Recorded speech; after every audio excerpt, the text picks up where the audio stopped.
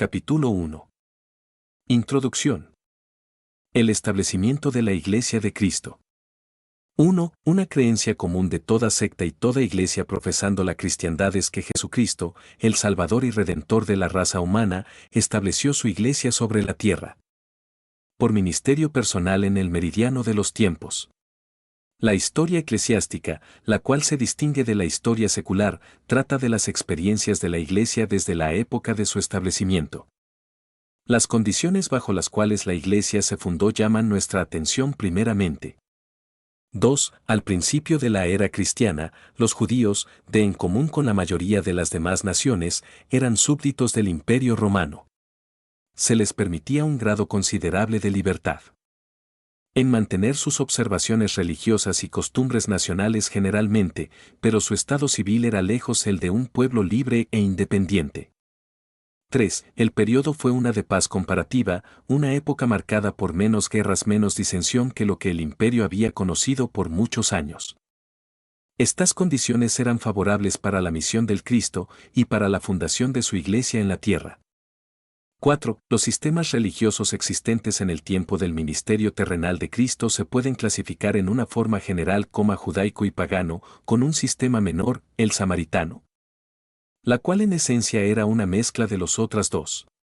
Los hijos de Israel solos proclamaban la existencia del Dios verdadero y viviente, ellos solos esperaban el advenimiento del Mesías, a quien ellos equivocadamente esperaban como conquistador prospectado quien vendría a aniquilar los enemigos de su nación. Todas las demás naciones, lenguas y pueblos se inclinaban a deidades paganas, y su adoración consistía de nada más que los ritos sensuales de idolatría pagana. Paganismo era una religión de forma y ceremonia, basada en politeísmo, una creencia en la existencia de una multitud de dioses, las cuales deidades estaban sujetas a todos los vicios y pasiones de la humanidad, mientras distinguidas por una inmunidad a la muerte. La moralidad y la virtud no se conocían como elementos de servicio pagano, y la idea dominante en adoración pagana era la de propiciar a los dioses, en la esperanza de desviar su ira y de comprar su favor. 5. Los israelitas, o judíos como se conocían colectivamente, por tanto quedaban aparte entre las naciones como poseedores orgullosos de conocimiento superior, con un linaje y una literatura, con una organización sacerdotal y un sistema de leyes, los cuales separaban y distinguía a ellos como un pueblo peculiar y exclusivo. En tanto que los judíos estimaban a sus vecinos idólatras con aborrecimiento y desprecio, en cambio fueron tratados con decisión como fanáticos e inferiores. 6. Pero los judíos, mientras tanto que se les distinguía como un pueblo parte del resto del mundo, no eran de ninguna manera un pueblo unido, al contrario, se dividieron entre sí por asuntos de profesión y prácticas religiosas. En primer lugar, había una enemistad a muerte entre los judíos y los samaritanos. Estos eran un pueblo mezclado que habitaba una provincia distinta, mayormente entre Judea y Galilea, grandemente formada de colonos asirios quienes se habían mezclado con los judíos. Mientras afirmaban su creencia en el Jehová del Antiguo Testamento, ellos practicaban muchos ritos pertenecientes al paganismo, que ellos profesaban haber abandonado, y se estimaba por los propios judíos como no ortodoxos y réprobos. 7. Entonces los judíos mismos fueron divididos en muchas sectas y facciones, entre las cuales los principales eran los fariseos y los saduceos, además leemos de los esenios, galileanos, herodianos, etc. 8. Los judíos vivían bajo la ley de Moisés, la observancia exterior de la cual impuesta por mandato sacerdotal, mientras el espíritu de la ley era generalmente ignorada por sacerdote y pueblo por igual. Que la ley de Moisés se dio como una preparación para algo mayor fue afirmado posteriormente por Pablo en su epístola a los santos de Galacia, de manera que la ley ha sido nuestro ayo, para llevarnos a Cristo. Y el hecho que una ley superior había de reemplazar a la menor se muestra abundantemente en las propias enseñanzas del Salvador. Oísteis que fue dicho a los antiguos: no matarás, y cualquiera que matare será culpable de juicio. Pero yo os digo que cualquiera que se enoje contra su hermano será culpable de juicio. Oísteis que fue dicho: no cometerás adulterio. Pero yo os digo que cualquiera que mira a una mujer para codiciarla ya adulteró con ella en su corazón. Además habéis oído que fue dicho a los antiguos: No perjurarás, sino cumplirás al Señor tus juramentos. Pero yo os digo, no resistáis al que es malo. Oísteis que fue dicho, amarás a tu prójimo y aborrecerás a tu enemigo. Pero yo os digo, amad a vuestros enemigos, bendecid a los que os maldicen, haced bien a los que os aborrecen, y orad por los que os ultrajan y os persiguen. Si te gusta nuestro contenido, suscríbete y conviértete en colaborador. Así nos ayudas a crear más contenido espiritual. Revisa la descripción del video para más detalles. 9. Estas enseñanzas, basadas en el amor, tan diferentes del espíritu de retaliación al cual ellos se habían acostumbrado bajo la ley, causó gran sorpresa entre la gente. Más en afirmación al hecho de que la ley no había de ser ignorada, y solo podía ser reemplazada por su cumplimiento, el maestro dijo: No penséis que he venido para abrogar la ley o los profetas, no he venido para abrogar sino para cumplir.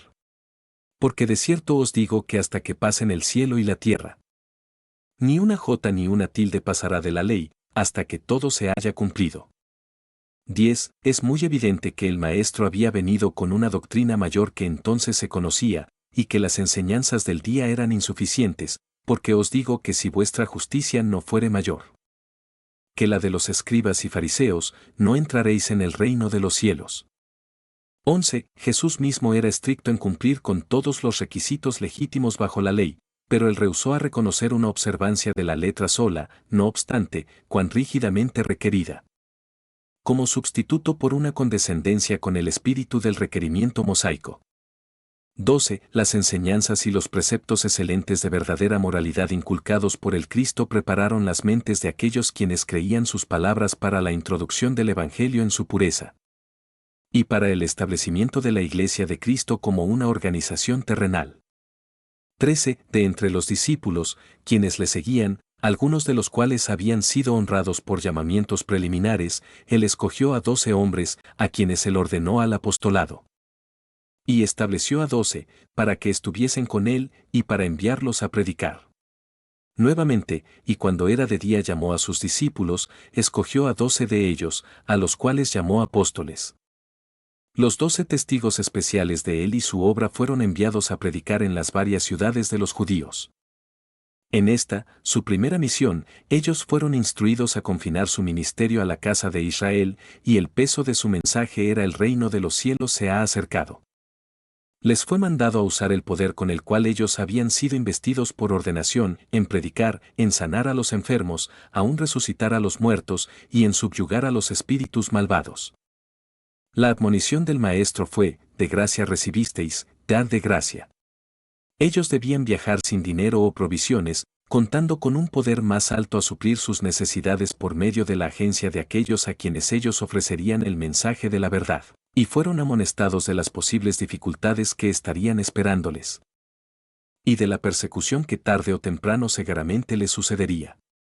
14. En una fecha posterior Cristo llamó a otros a la obra del ministerio, les mandó en parejas para precederle y preparar a la gente para su venida.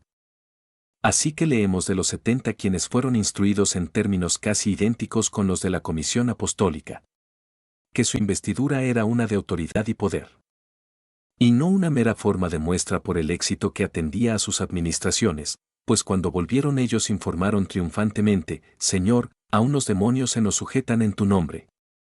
15. La comisión específica dada a los apóstoles en el momento de su ordenación fue recalcada después. Ellos eran los súbditos de la ordenanza solemne particularmente mencionada como el lavamiento de los pies, tan necesaria que en respuesta a la objeción de Pedro el Señor dijo: Si no te lavare, no tendrás parte conmigo. Y a los 11 quienes habían permanecido fieles, el Señor resucitado entregó sus instrucciones de partida. Inmediatamente antes de su ascensión, id por todo el mundo y predicad el Evangelio a toda criatura. Después de la partida del Señor, los apóstoles emprendieron el ministerio con vigor. Y ellos, saliendo, predicaron en todas partes, ayudándoles el Señor y confirmando la palabra con las señales que les seguían. 16. Estas escrituras indican la autoridad de los apóstoles para administrar los asuntos de la Iglesia después de la ascensión del Mesías resucitado. Que a Pedro, el miembro mayor del Consejo Apostólico, le fue concedido una posición de presidencia, aparece en la admonición especial y encargo del Salvador a orillas del mar de Tiberias. 17. Que los apóstoles se dieron cuenta de que aunque el Maestro se había ido, se les había dejado a ellos autoridad y mando para edificar la iglesia como una organización establecida. Se comprueba abundantemente por escritura. Primeramente, ellos procedieron a llenar la vacante en el Consejo Presidente o Quórum de los 12, una vacante ocasionada por la apostasía y la muerte de Judas Iscariote. Y el modo de procedimiento en este acto oficial es instructivo. La instalación de un apóstol nuevo no fue determinada solamente por los 11, leemos que los discípulos, o miembros de la iglesia, fueron reunidos como 120 en número. A ellos Pedro presentó el asunto que requería atención, y puso énfasis en el hecho de que el hombre que sería elegido debería ser uno quien tenía conocimiento y testimonio personal del ministerio del Señor, y quien, por lo tanto, se calificaba para hablar como testigo especial de Cristo, cuya calificación es la característica que distinguía el apostolado. Es necesario, pues, dijo Pedro, que de estos hombres que han estado junto con nosotros todo el tiempo que el Señor Jesús entraba y salía entre nosotros, comenzando desde el bautismo de Juan hasta el día en que de entre nosotros fue recibido arriba, uno se ha hecho testigo con nosotros de su resurrección. Se nos informa además que 2 hombres fueron nombrados, y que el poder divino se invocaba para señalar si uno u otro, y si así fuere, cuál era el escogido del Señor. Entonces se echaron los votos y la suerte cayó sobre Matías, y fue contado con los 11 apóstoles. 18. Es evidente que los apóstoles consideraban a su consejo o quórum como definitivamente organizado con un término de miembros de 12. Y que la obra de la iglesia requería que la organización estuviese completa. No obstante, leemos que ningún otro fue llamado subsiguientemente a ocupar vacantes en el consejo de los 12. Pablo, a quien previo a su conversión se le conocía como Saulo de Tarso, recibió una manifestación especial, en la cual él oyó la voz del Señor resucitado declarar: Yo soy Jesús a quien tú persigues.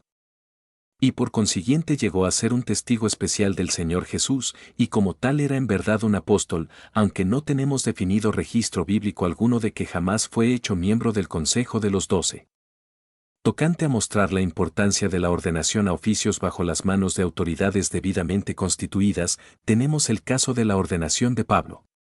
Aunque él había conversado con el Jesús resucitado, bien que él había sido sujeto de una manifestación especial del poder divino en la restauración de su vista, él, sin embargo, tenía que ser bautizado, y después fue comisionado para la obra del ministerio por la imposición de manos autorizada. 19. Otro caso de acción oficial en escoger y apartar a hombres a oficios especiales en la iglesia surgió poco después de la ordenación de Matías. Parece que una característica de la organización de la Iglesia en los primeros días apostólicos era una propiedad en común de cosas materiales, cuya distribución se hacía según la necesidad. A medida que aumentaba el número de los miembros, se encontró impracticable para los apóstoles el dedicar la atención y tiempo necesarios a estos asuntos temporales. Así que ellos pidieron a los miembros que seleccionaran a 7 varones de buen testimonio, a quienes los apóstoles designarían para tomar encargo especial de estos asuntos. Estos hombres fueron apartados por la oración y por la imposición de manos. El caso es instructivo al mostrar que los apóstoles se daban cuenta de su posición de autoridad de dirigir los asuntos de la iglesia, y que ellos observaban con fidelidad estricta el principio del común acuerdo en la administración de su importante oficio. Ellos ejercían sus poderes sacerdotales en el espíritu de amor y con consideración debida a los derechos de la gente sobre quienes ellos fueron puestos a presidir. 20. Bajo la administración de los apóstoles y otros quienes labraban bajo su dirección en posiciones de menor autoridad, la iglesia crecía en número y en influencia. Por 10 años después de la ascensión de Cristo, Jerusalén siguió como cabecera de la iglesia, pero ramas, o como se designaban en el registro bíblico, iglesias, separadas, fueron establecidas en las provincias exteriores. Como tales ramas se organizaban, obispos, diáconos u otros oficiales fueron llamados, y sin duda ordenados por autoridad, para ministrar en asuntos locales. 21. Que la comisión del Señor Jesús a los apóstoles, instruyéndoles a predicar el Evangelio abiertamente, se ejecutaba con prontitud y celo. Es evidente del crecimiento rápido de la Iglesia en los tempranos tiempos apostólicos. Pablo, escribiendo alrededor del año 64 después de Cristo. Aproximadamente 30 años después de la ascensión declara que el Evangelio ya había sido llevado a toda nación, se predica en toda la creación que está debajo del cielo. Por la cual, esta expresión del apóstol, sin duda, quiere decir que el mensaje del Evangelio había sido proclamado tan generalmente que todo aquel que quisiese podría aprender de ello. 22. Detalles tocantes a la organización de la Iglesia en días apostólicos no se dan con gran plenitud.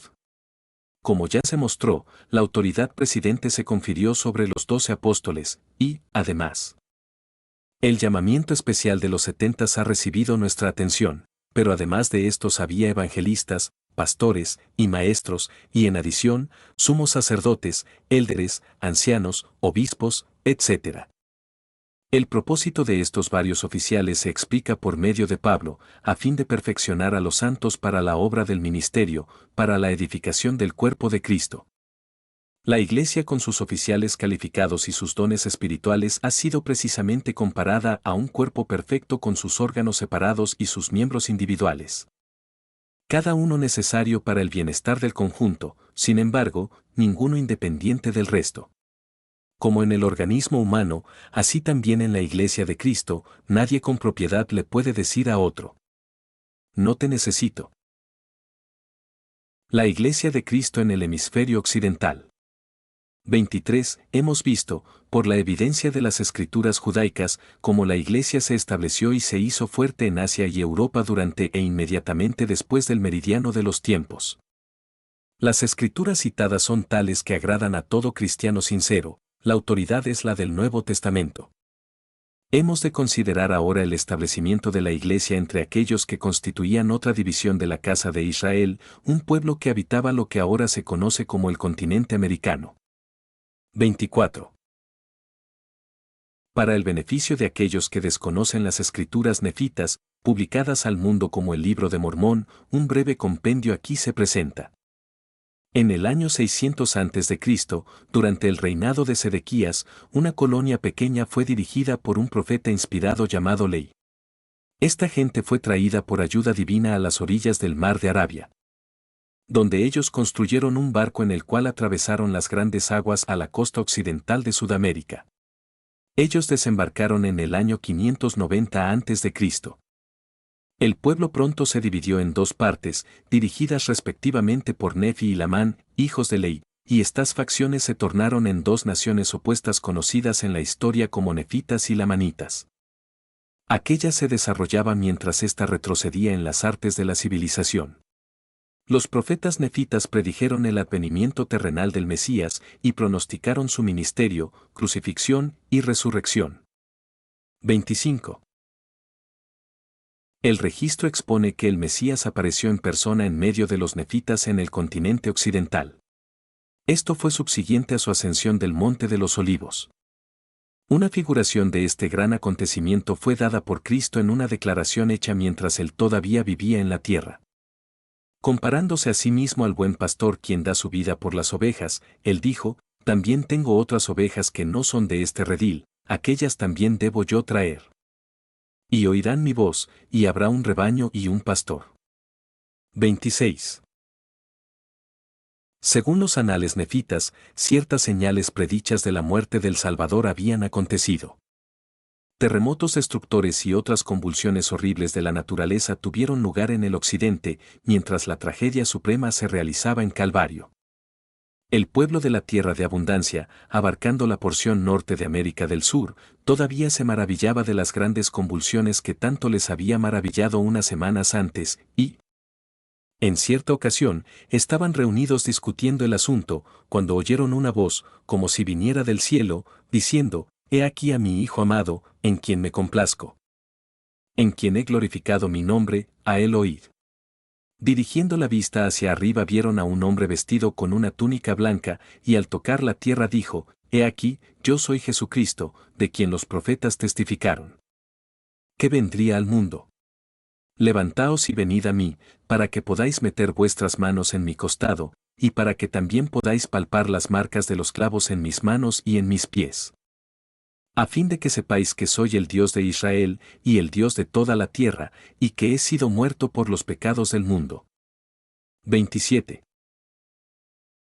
Habiéndose así manifestado a sí mismo, Cristo procedió a instruir a la gente en el plan del Evangelio como Él lo había predicado, y en la constitución de la Iglesia como Él la había establecido. En el Oriente. Él visitó al pueblo nefita en ocasiones subsiguientes, les enseñó muchos de los preceptos previamente dados a los judíos. Él hizo hincapié en la doctrina del bautismo y de las otras ordenanzas necesarias para la salvación, instituyó la Santa Cena en conmemoración de su muerte expiatoria, escogió y comisionó a 12 apóstoles. Explicó la importancia de designar la organización por su debido nombre, la Iglesia de Cristo, y anunció el cumplimiento de la ley de Moisés. Y el hecho de que desde aquel momento fue reemplazada por el Evangelio incorporado en la Iglesia tal como se estableció por él. En el plan de organización, en la doctrina y el precepto, y en las ordenanzas prescritas, la Iglesia de Cristo en el Occidente era la contraparte de la Iglesia en Palestina. 28. Así en el meridiano de los tiempos la Iglesia de Dios se fundó en ambos lados de la tierra. En su simplicidad y belleza prístina se exhibe la majestad de una institución divina.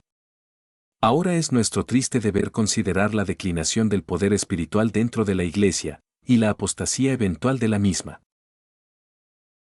Notas. 1. Condiciones al comienzo de la era cristiana. Al nacimiento de Cristo esta asombrosa federación del mundo en una gran monarquía finalmente se había logrado. Augusto, en Roma, era la única potencia a la cual toda nación miraba. Ningún príncipe, ningún rey, ningún potentado de nombre cualquiera podía romper la calma que tal dominio aseguró. Fue en esta era única que Jesucristo nació. La tierra entera yacía callada en paz profunda. Toda comarca yacía libremente abierta al mensaje de misericordia y amor por lo cual él venía a anunciar. Tampoco eran las condiciones sociales y morales del mundo en general, al nacimiento de Cristo, menos apropiadas para su advenimiento que la política. El premio de la poder universal alcanzado durante 70 años de complots y guerras civiles desoladores había sido ganado por fin por Augusto. Sula y Mario, Pompeyo y César habían dirigido sus legiones la una contra la otra, igualmente en Italia y las provincias, se habían empapado con sangre. Augusto mismo había logrado el trono solo después de 13 años de guerra, la cual incluía regiones ampliamente separadas. El mundo estaba agotado por la agonía prolongada de tal contienda, anhelaba reposo. El Imperio Romano, al nacimiento de Cristo, estaba menos agitado por guerras y tumultos como lo había sido por muchos años antes. Porque aunque no puedo asentir a la opinión de aquellos que, según el cuento de Orosius, mantienen que el templo de Yanes fue entonces cerrado, y que guerras y discordias absolutamente cesaron a través del mundo, aún es cierto que el periodo en que nuestro Salvador descendió sobre la tierra puede ser justamente nombrado la era pacífica, si la comparamos con los tiempos precedentes. Y en verdad la tranquilidad que entonces reinaba era necesaria para permitir que los ministros de Cristo ejecutaran con éxito su comisión sublime a la raza humana. 2. Paganismo al comienzo de la era cristiana. Cada nación entonces tenía sus dioses respectivos, sobre los cuales presidía uno más excelente que los demás, pero en una manera que esta suprema deidad misma fue controlada por el rígido imperio de los hechos, o lo que los filósofos llamaban necesidad externa. Los dioses del Oriente eran diferentes de los gaulos, los alemanes y las otras naciones septentrionales. Las divinidades griegas diferían mucho de las de los egipcios, quienes deidificaban plantas, animales y una gran variedad de las producciones tanto de la naturaleza como el arte. Cada pueblo también tenía su propia manera particular de adorar y aplacar a sus deidades respectivas, enteramente diferente de los ritos sagrados de otros países. Una cosa, verdaderamente, la cual a primera vista parece muy notable, es que esta variedad de religiones y de dioses no producía guerras ni disensiones entre las diferentes naciones, excepto los egipcios. Aunque es necesario exceptuarlos aún a ellos, desde que sus guerras emprendidas por sus dioses no se pueden estimar con propiedad como totalmente de una naturaleza religiosa. Cada nación toleraba que sus vecinas siguiesen su propio procedimiento de adoración, que adorasen a sus propios dioses y que disfrutasen de sus propios ritos y ceremonias. Y no descubrieron ningún tipo de disgusto en su diversidad de sentimientos en asuntos religiosos. Hay, sin embargo, poco de maravilloso en este espíritu de tolerancia mutua. Cuando consideramos que todos miraban al mundo como un gran imperio, dividido en varias provincias, sobre cada una de las cuales presidía un cierto orden de divinidades. Y que por lo tanto ninguno podía considerar con desprecio a los dioses de otras naciones, en forzar a extranjeros a rendir homenaje a los suyos. Los romanos ejercían su tolerancia en una manera más amplia, porque, aunque ellos no permitían hacer cambio alguno en las tradiciones que públicamente se profesaban en el imperio, ni cualquier nueva forma alguna de adoración podía ser abiertamente introducido. Todavía ellas concedían a sus ciudadanos una plena libertad de observar en secreto los ritos sagrados de otras naciones y de honrar a deidades extranjeras, cuya adoración no contenía nada inconsistente con los intereses y las leyes de la República, con fiestas, templos, arboledas consagradas y tales testimonios de homenaje y respeto. 4. El ministerio apostólico, un divino instrumento. Cuando consideramos el progreso rápido de la cristiandad entre las naciones gentiles y los pobres y débiles instrumentos por los cuales este grande y maravilloso acontecimiento fue inmediatamente efectuado, naturalmente tenemos como recurso una mano omnipotente e invisible como su debido y verdadero origen. Porque, a menos que supongamos una intervención divina, ¿cómo era posible que hombres, desposeídos de toda ayuda humana, sin crédito o riquezas, erudición o elocuencia, podían, en tan corto tiempo, persuadir a una parte considerable del género humano a abandonar la religión de sus antepasados? ¿Cómo era posible que un grupo de apóstoles, quienes, como pescadores y publicanos, tenían que ser odiosos a todos los demás, podían comprometer a los eruditos y poderosos a abandonar sus prejuicios favoritos y a abrazar una nueva religión la cual era un enemigo a sus pasiones corruptas? Y en verdad, sin duda había indicaciones de un poder celestial constantemente atendiendo a su ministerio. Había en su habla misma una energía increíble, un poder asombroso de enviar luz al entendimiento y convicción al corazón. 5. Nefitas y lamanitas. Los progenitores de la nación nefita fueron conducidos desde Jerusalén, 600 a.C., por Lehi, un profeta judío de la tribu de Manasés. Su familia inmediata, al tiempo de su salida desde Jerusalén, comprendía a su esposa Saría, y sus hijos, Lamán, Lemuel, Sam y Nefi. Después de un periodo de tiempo, las hijas se mencionan, pero si cualquiera de estas nació antes del éxodo de familia no lo sabemos. Junto a su propia familia, la colonia de Lehi incluyó a Zoram e Ismael, un israelita de la tribu de Efraín. Ismael, con su familia, se unió a Lehi en el desierto. Y sus descendientes se contaron con la nación de quien hablamos. La compañía viajó al sureste, bordeando las fronteras del Mar Rojo. Entonces, cambiaron su curso al este, cruzando la península de Arabia, y allí, sobre las costas del Mar Arábico, construyeron y aprovisionaron una embarcación en que ellos encomendaron a sí mismos al cuidado divino sobre las aguas. Su travesía los llevó al oriente a través del Océano Índico, entonces sobre el Océano Pacífico sur a la costa occidental de Sudamérica, donde desembarcaron, 590 a.C. La gente estableció sobre lo que para ellos era la tierra de promisión, muchos hijos nacieron, y en el curso de unas cuantas generaciones una posteridad numerosa tomó posesión de la tierra.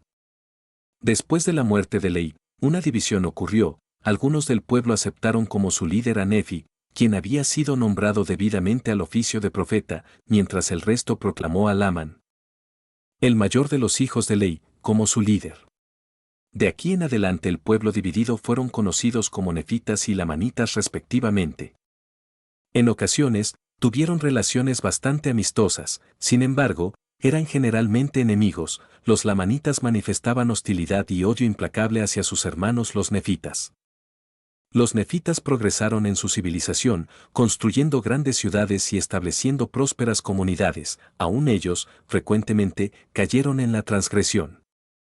Y el Señor los castigó concediendo victoria a sus enemigos. Ellos se esparcieron hacia el norte, ocupando la parte septentrional de Sudamérica, entonces, cruzando el istmo.